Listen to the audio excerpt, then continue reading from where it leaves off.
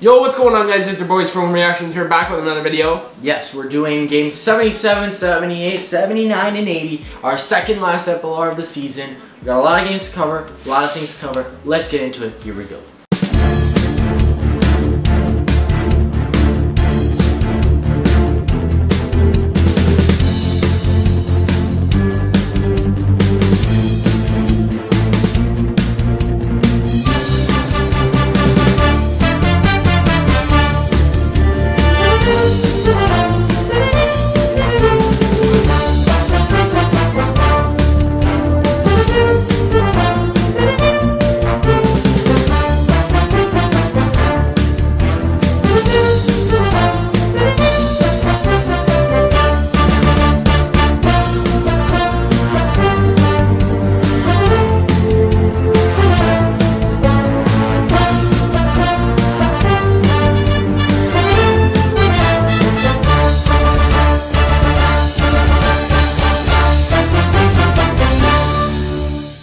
First game off. Game 77 against a fighting Eastern Conference team trying to get into that last wildcard spot, the Pittsburgh Penguins. But we shut Dubas and Spezza down. Let's go. You could see Dubas from the suite, but let's go. Yeah. Rickard Rakell picking up his 14th goal of the year for him. Evgeny Malkin picking up the assist. Then in the second period, Matthew Nyes, 15th of the season. Let's go. Brody and Riley picking up assists heading into the third. Then Austin Matthews, 65, baby. Yes. This close, one step closer to 70. 65 power play goal. John Navarro picking up the assist. Then Drew O'Connor shuts the dreams and ties the game up. 14th goal of the year for him. Joseph and Crosby picking up the assist, making the score 2-2 tie, going in overtime. But then Jake McCabe says, not today, Dubas and Spezza. You ain't getting by us so quickly. Jake McCabe, the season overtime winner. Matthews and Marner picking up assists. Funny enough, Marner almost took too many men with Bertuzzi, but he decided to play the puck. And then Bertuzzi got off just in time. Then he got back on and they swapped. Bertuzzi was on the ice for the game winner, but he didn't really do anything. The pan of the slow camera up to Dubas' suite, and you can see Dubas and then walked out. Goodbye, Dubas. We don't like you. 32 shots on goal for the Penguins, 23 for the Leafs, 0 for 5 on the power play for the Penguins, 1 for 2 on the power play for the Leafs, 31 hits apiece, 20 blocks for the Penguins, 13 for the Leafs. Record improves to 45, 23, and 9. Heading into game 78 with a great game. And starting it off in the first period.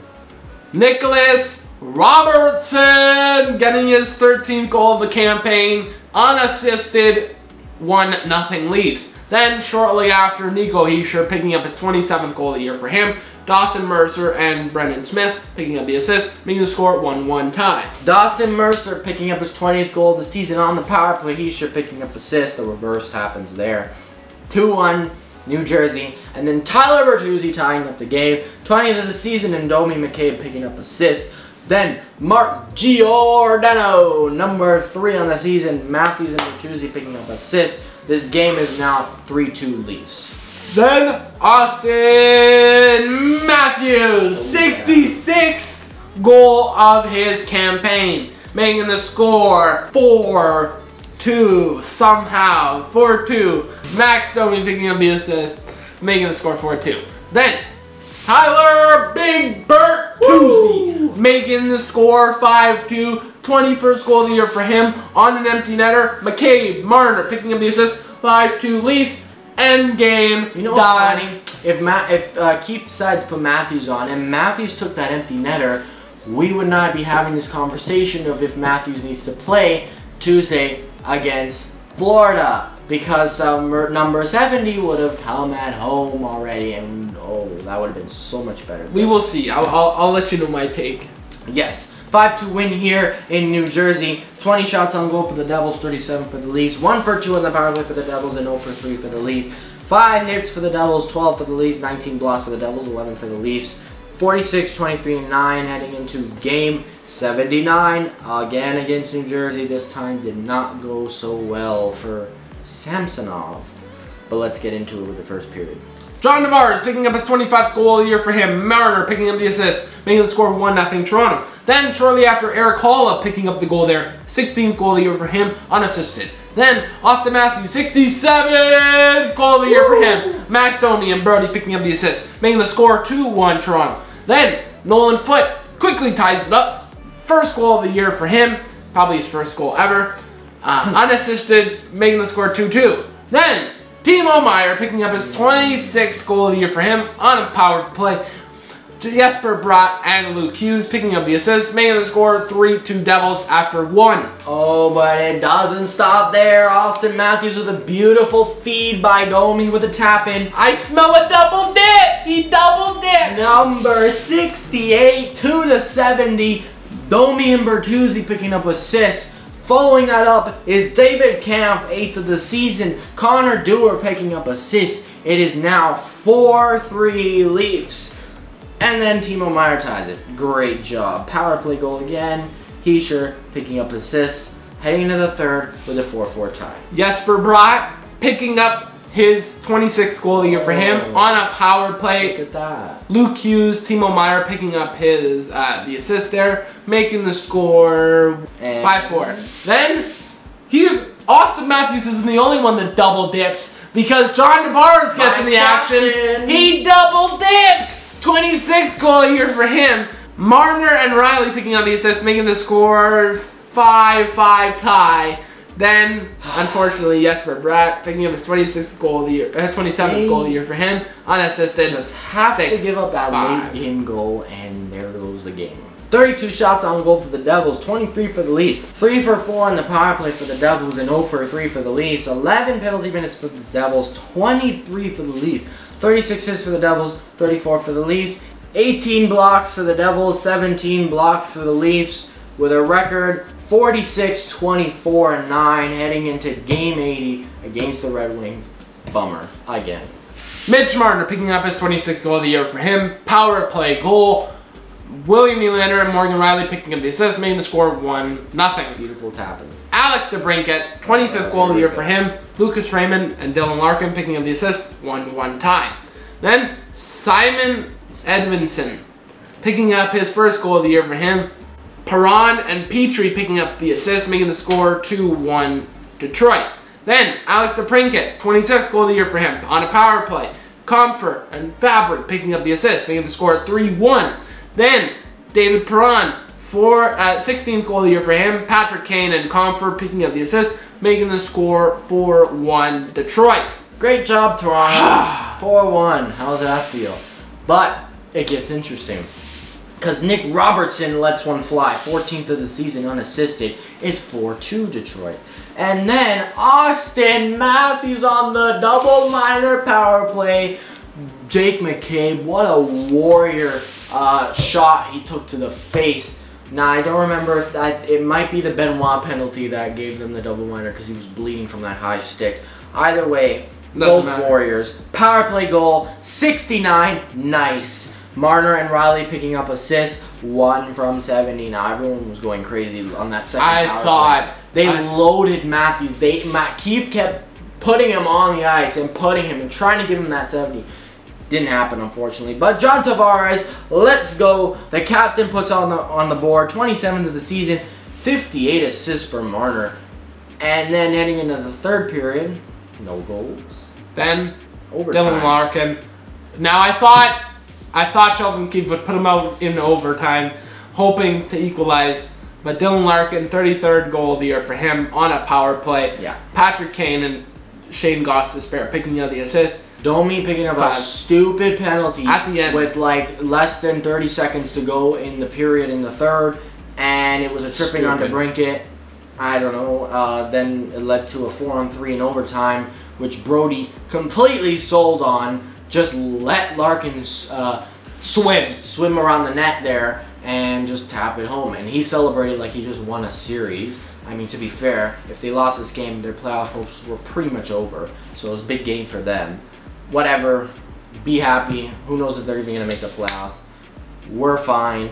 33 shots on goal for the Red Wings. 36 for the Leafs. 2 for 3 on the power play for the Red Wings and 2 for 4 for the Leafs. 41 hits for the Red Wings, 35 for the Leafs. 20 blocks for the Red Wings, 11 for the Leafs. Record is 46, 24, and 10. So, this is interesting because next game's coming up. Yes. But at the end of the game, at the end of the Detroit game, they slowly pan to Matthews, and you can see him tearing. You can see him tearing. Full of tears. Ow. He was full of tears. He was almost literally put into tears. Like, for what? Because at the end of the game, they panned to him, and he was crying on the bench because I think he was told, "This is it. This is it. This is your last game." I don't know. Now, 2 important games coming up. I know there was an emotional moment in this game. Rodion Amarov, his family was in the arena. They did a tribute for him. Keefe even got in tears too. It was a great moment for him. It was unfortunate what happened, so our thoughts and prayers are with his family. But nonetheless, it was an unfortunate game. Good for Detroit, not good for the Leafs. Last home game of the season, done. But now we got 2 more. okay, now this is where it gets interesting. Ooh, He's sitting at 69. Nice. Nice. There's 2 games remaining. One against Florida and one against Tampa. 2 possible first and second round opponents. Now, even get there. April 16th, 7:30 puck drop Oh, I forgot. in Florida. Yes. Then, April 17th, 7 p.m. puck drop against Tampa in Tampa. Mm-hmm. Now, he needs to play 1 game Yes. to get that 70th goal. Yes. This is where it comes interesting. Do you put him against Florida? With the possibility of him getting injured? Because if you didn't watch in the Detroit game, he fell into the boards hard. Oh, yeah. He took a while to get up. That was an unfortunate trip by Nylander. He took a while to get up, almost ripping the hearts out of our sockets, out of our chest, literally dying, begging for Austin Matthews to be okay. Mm-hmm. Now, with this game coming up against Florida, 70th goal approaching. Florida being our first round matchup, they play dirty, they do what they do. Florida antics. Guess what? He's not playing that damn game. I swear to God. That's what he thinks. I think he will play that game. If I see Matthews is on the ice, just pray for the love of God that he ends the game healthy. Because Florida will be targeting him the whole time. And we know we won't have Bertuzzi in this game. We're going to have, I don't know if they're going to have a roughed up McCabe in this game. Reeves, I want Reeves out there. Send a message to Clifford. Bring up Clifford. Injure some Florida players while you're at it. Sam Bennett needs to be targeted by 2 players. Kyle Clifford, send him up. Yes. Then send Ryan Reeves to the task. Do him 1 favor. Target Sam Bennett. I don't care what you do. Fight him, beat the crap out of him, and send him out in a stretcher. That's what I gotta say. Then, Tampa. At Tampa. Tampa plays dirty. Yep. But I would rather put Matthews more dirty at that game. Yeah. I would put in Matthews for Tampa and leave him out for Florida. The only thing is you run the risk of him not scoring, and there goes the Does it really matter? Now, doesn't really matter. Technically, this all means shit, because at the end of the day, congrats, you got 70. It means nothing for what we're really chasing, is Lord Stanley in the playoffs. So, at the end of the day, this means nothing, but we all want to see it. We all want to see Matthews break history, and who knows if he'll even do this again. I mean, the way he scores, I believe it is possible for him to do it again, but this is history on the brink. Making. Yeah. We're on the brink of history in the making here, with 70 approaching. So it's going to be interesting to see what happens with what Keefe's decision is. Keefe says he wants to see it, but he knows the risk. He called it a distraction. Yeah. He's like, we all wanted to see it. I think he was a little too distracted as well. I noticed Matthews kept getting back-to-back-to-back shifts, and I was like, holy cow, they're running his minutes like crazy. I think he got like 23, almost 24 minutes that game. Because I think Matthews played his last game in the regular season. I think he did. I think he'll stay at 69, just like they did with Mitch Marner when he stayed at 99. But I think he'll play for Florida. I think he'll just try and get that last goal and end it there. Even if, let's say, he plays in Florida and he gets it and there's still like a period and a half or 2 periods to go or whatever, just sit him. If you want to give him a shift, go ahead, but I would sit him for the rest of the game because you run the risk of him getting injured. Send him to the locker room. Yeah. That's it. Bench him for the rest of the game because we don't need him getting injured now. No way. So That's been today's video. Don't forget to like, comment, subscribe, hit that notification bell if you enjoyed this one. Next week, actually it won't be next week, it'll be this week. We're going to film again because the playoffs are destined to start Saturday, April 20th. We are 6 days away and we're likely going to be playing that Saturday. We will have schedules for you in the last FLR, and we will be doing a bracket challenge video as well before Saturday. So stay tuned for those videos, and peace out.